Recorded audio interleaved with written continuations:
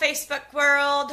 My name is Denise Walsh, and I'm going to give you just a few minutes to post this in your team page, share it, tag a few people that you know need to be watching this. Last live of our 10-part series. My first one was last week, a few days ago, and I talked about our story. We've been a part of It Works for 10 years this month. And so every few days over the next few weeks, I'm going to be sharing one thing that I wish I knew 10 years ago. Something that catapulted my business from like here to there. You know what I mean? Because I think a lot of times, you guys, people see the stage or they see the success and they don't know the story behind it. They don't know the grind, the hard work, the focus, the redreaming, the mental game even that goes into staying focused on something long enough to create momentum. And that's what we've done here with our It Works business. So this is number 2. And make sure if you hear something that you appreciate or that maybe that you've experienced too, give us some thumbs up or hearts. It's always fun to know that we're tracking together. So 10 years ago, when I got started with It Works, I would rank my belief like a 3 or 4. So on a scale of 1 to 10, think about yourself. How would you rank your belief in the industry, in the products, or even yourself? And for me, when I got started, I was honestly on a scale of 1 to 10, like a 4. I knew my skill strength, and I was a good friend. I was nice. I'm a hard worker. You give me a goal, and I go after it. But I did not understand the industry. I did not understand being an entrepreneur. I did not really think that I could do it. Like, there was a lot of fear in my mind when I started with this. And I should be getting a lot of hearts right now because a lot of people start that way, where they're just like, I don't really know what I'm doing. And that was me. I didn't really know what I was doing, but I knew that I needed to change, and I was excited about the change. So when I first got started, I even asked Brandon things like, should I go back to school, to go back to school for business? Should I learn a new skill set? Am I really outgoing or bubbly enough for this? You know what I mean? Like, I just kind of looked right and looked left and watched what other people were doing, and I'm like, oh, maybe I should be more like that. And I'd run over there and try that, and that was not authentic, and, that didn't work. So then I'd be like, oh my gosh, let me see if I should do that. And then I'd run over there and try that, and that didn't work either. So needless to say, I feel like I have grown so much on this journey. And it's because I developed belief in 3 main areas. So what I want you to do is rank yourself now and then ask yourself, like, what would it take to get me to a 10? What would it take to get me to a 10? So the first one is belief in the industry. Now, when I started, I didn't know anything about the industry. I didn't. I came from employee mindset. My dad was a accountant. My mom was a stay-at-home mom. I grew up with the mindset that you go to school, you graduate, you go to college, you get a job, you get married, you have a house, you have kids, and you stay there for the rest of your life. That was my vision. And that's not bad, and that's what I was doing, but it didn't give me the ability to thrive like I'm doing now. And so I didn't learn about the industry. I just didn't. It wasn't a part of my curriculum at college, right? They don't teach us how to own our own businesses or be entrepreneurs necessarily. They teach us how to be good employees. So when I started this with It Works, I really worked to learn the industry. So I read books. I read a lot of books about people who've been successful in this type of business. I realized that this is just another vehicle to be an entrepreneur. So then I started learning about entrepreneurs and business leaders, and I started reading a lot of books. And what I learned is that, like, I learned a couple things about the industry. Number one, this is just another way to own your own business without all the overhead. Like, duh, who wants to be married to a storefront? Who wants to, be like shipping product out of your garage? Like, I don't want to do those things. And so I found that this was just an easy way to own your own business without all the overhead. I also learned the value of residual income. Oh my gosh. They did not teach me this in school, you guys. Like residual income is when you make money, like you do the work once and you make money over and over again. And so as I'm learning about this, I realized, that's what actors do. That's what authors do. That's what musicians do. You know, they do work once and they get paid over and over and over for it, and it's called royalties. And we think they're awesome. You know, everybody wants to be the next superstar. Everybody wants to be on TV. Everybody wants to be an actor. We want to make the money or whatever, right? And those are royalties. That's what residual income is. We do the work once and we get paid over and over and over and over again. And I was like, oh my gosh. Like the more I learned about the industry and being an entrepreneur and what owning your own business looks like, and the importance of having residual income and having that paycheck coming in, even if you're sick or even if some life happens or even if, you know, like I gained confidence. I did. I gained confidence in the industry and I fell in love with it. And I realized that one of the reasons why Mark and Cindy Pentecost, our CEOs, chose this industry is because they experienced massive growth within it. You know, he was a teacher and she was a stay-at-home mom, and they had 3 kids at home, and they took a chance and worked with a company and worked really hard and had success. And they were like, you know what, we could have Jessica Simpson model our products. We could put it on billboards. Sure, we could. We have the product. We can market it however we want. And they chose to market it this way because they wanted to give as many people a piece of the pie as possible. They wanted to allow as many people to experience fruit from it, just like they did. And I'm so grateful they didn't have a superstar, you know what I mean, market it for them, which they certainly could have. They wanted normal people just like you and me to help market that. The other thing is I grew in my belief about the products. So first is the industry and second is the products. And another thing is they realized that this is a product that nobody's heard of. You know what I mean? I mean, even if you've heard of it, we didn't have a brain cell for this product. So they knew that it was going to be a referral-based product. It was going to be a product where you could certainly see a sign, but it wasn't until you knew someone that used it that you'd go, wait, does it work? Tell me more, you know? And so I started building belief in the product by simply getting the product on people and on myself. I started using it. I started developing my own before and after pictures, my own before and after testimonies from the supplements, the greens, the regular, you know, the fat fighters. I started using it all. And the more I used it, the higher my confidence became. But I can tell you my confidence in the wrap is totally... Like at first I'd be like, please work, please work, please work, please work. Anybody? Be honest, it's okay. And then the more I wrapped people, the more I expected it to work. And I knew the lotion was always being absorbed. And what happened was that I went to Australia for 6 weeks. Right after we quit our jobs, we went to Australia.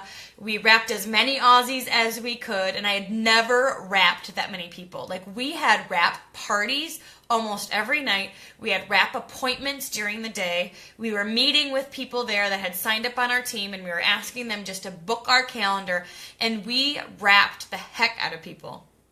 And when you get the wrap on that many people and you see it work time and time and time and time again, the confidence in the product skyrocketed for me. And I expected at that point that they were going to work. Like I knew they worked, because I'd seen it over and over again. So the lotion's always being absorbed. It's always doing its thing. The question is what is it doing for you? I also found that almost everybody has the same few questions. You know, is it safe? Does it work? How does it work? That kind of thing. And once I developed my answers, then I just did that. I shared my answers over and over and over and over again. And I grew in confidence in that. Like I knew I could answer questions that people had. And that helped me as well. And so you can't gain confidence in the product if you're not using it. You can't gain confidence in the wrap if you're not wrapping people. You can't gain confidence in your answers to people if you're not taking action and actually fielding those questions. So when I really dug in and did those things, I feel like I became a 10 in our products, and I have 100% confidence that you're going to love them. You know what I mean? And then the last thing, which for me was probably the most important, is I developed belief in myself. Now, I had confidence in myself. It wasn't like I had necessarily low self-esteem or something when I started, but I had never done this before. And so I was really good at being like, so Cammie is my sponsor, and I'd be like, good for you, Cammie. I don't know that I can do this. And so I would, like I mentioned earlier, I'd look left, I'd look right, I'd be like, maybe I need to be more outgoing, maybe I need to be, like, now I look at Instagram and social media, I'm like, maybe I need to be a photographer and have all these amazing pictures. Maybe I need to, you know, I don't know, all these things, right? Be more professional, or be more fit, or be whatever. And so I would look left and I would look right. And I remember coming home one time and I was telling Brandon, my husband, I said, you know, maybe I just need to be more like these other leaders, and then I'll be good at this. And he said to me, Denise, you have always been a good friend. Just do that. And I was like, okay, you're right. I can do that. I've always been a good friend. Like, I was the girl from high school. If there's any millennials who might not understand this, but what I did in high school is that the way, when I got home from school or got home from my sports or whatever, I'd be like, Mom, did anybody call? And then I'd get a list of people who called, and then I would, like, go in my room and talk on the phone forever. And I was like, I always made sure to call people back. I always was proactive and responsive to people when they reach out to me. And I realized that that's all I had to do. I had to be a good friend to the people who were asking information. I had to be a good friend to to the people who were signing up on my team, and just be available and responsive and encouraging and that kind of thing. And I thought, oh, I can do this. Yeah, just be yourself. Absolutely. And I love that whether your goal or whatever your skill set is, you know, when you really can experience success with this business when you figure out who you are and who you want to be, and really, like, stand firm in that. I feel like a lot of people honestly are out there searching. You know, they're at events and they're like, I just need to hear the one aha moment that's going to flip the switch for me. I'm out there seeking and searching for these answers because it's way out there. Something else is going to help me experience success. I just need to see it or hear it or do, you know what I mean? They're like out there seeking. And that was me. I was looking at other people thinking maybe I need to be more like them, when in fact I just had to settle into myself. So no need to seek. You know, stop seeking and just settle in. Settle into who you are, settle into your gifts and strengths, because when you do that, you'll continue to grow and just you'll find your home here, and you'll grow in that confidence. The second way that I grew belief in myself was when my mom asked me. She was like, she said, so Denise, tell me, what is this thing? Like, what do you do? And I was telling her a little bit about how we work with we introduce people to the products, and we work with new distributors, and we help them experience success too. And I was doing videos, and I was doing this and that. And she was like, oh, sounds like you were made for this. And I was like, Mom? You know, to have someone who knows you so well say, oh, this is right up your alley. Oh my gosh, you're going to be good at this. Was really, made me stand a little taller, right? I was like, okay, thank you. And then the other time when my confidence grew is when our check grew, to be honest. Like, it was when we promoted. And so it took us a year to go diamond, 2 years to go double, 3 years to go triple, 4 years to go presidential, and 5 years to go ambassador, and 8 years to go black diamond. So we didn't have a quick promotion story. When we came on, we had to develop our network. We didn't have a network when we came because, I guess we probably more than we thought we did, because we did go to school and had friends at college and stuff. But you know what I mean? We didn't have a bunch of people that jumped on board. And so what we did is we had to develop that while we were working the business. And so even though it took me a little bit longer, which honestly I don't think it's long at all. I think a big promotion a year, you're creating momentum all year long, and you have that pop. Like, that's, for me, that's how it worked. I had the pedal to the metal. I had built momentum all year long, and then I'd promote every March or April, right after conference. And it worked for me, and it worked for me, so whatever, right? And so needless to say, every time I promoted, which wasn't every month, but I felt that confidence. So every time I completed steps to success, every time I put the goal out there that I wanted to, get maybe 2 customers a week, and then I went to do it, I built confidence in myself. So sometimes it was the confidence of like, yes, I can do it. I have the skill set to do it. The other confidence that you have to build in yourself is that you have the follow through. Have you ever been like, all right, I'm totally waking up early tomorrow and I'm going to read, and then you don't, and then you press snooze again, and you miss your morning devotion, or you miss that quiet time or whatever, and then you start not even believing yourself when you're like, I'm gonna get up early, and in the back of your head you're like, yeah, right, I'm not, and or I'm gonna work out, and then you're like, you don't, and then if you don't do the things you say you're gonna do, then you develop, I don't know if you discredit is the right word, but you know what I mean? You like don't believe in yourself. You don't believe that you're going to follow through. You don't believe that you're going to do it. So if you tell yourself, I'm going to call 5 leads a day, and then you don't, eventually you're just going to be like, in the back of your head, you're going to be like, no, I'm not going to do that. I'm going to call 5 leads today. No, I'm not. And so that little negative Nelly voice starts to get stronger. So what happened was when I set goals, and I worked to achieve them, not only did I build in confidence like I can do this, I built in confidence like I know I'm going to do this because I had done it so many times. And that's a matter of discipline. Because if you say you're going to get up in the morning and you don't get up, like that's discipline. Not you can't do it. Not I don't have the skill set to get up and do my devotion, right? That's discipline. And so what I learned was that I could set a goal and then stick to it. And that also raised my confidence in myself as well. So my question to you is, where are you at on a scale of 1 to 10 in belief in the industry, belief in the products, belief in yourself? And then what will it take to get you to a 10? All of my growth in these areas happened when I was doing it. I didn't necessarily sit back and like absorb it. I was out there doing it. And that is where the growth happened. I came to every event I could get my hands on. I hung around like-minded people who had already experienced success in the industry, such as Mike, Mark, Pam, our corporate. I had always had personal development in my ear and still do. I use a Bluetooth now. You guys see me with it all the time. I love it because I don't ever lose it. And even while I'm driving or while I'm working out, or I just have one little bud in and I'm listening to something. And I'm always reading in the morning. I've got my 30 minutes in the morning from 6:30 to 7 before breakfast. That's carved out, and it's my reading time.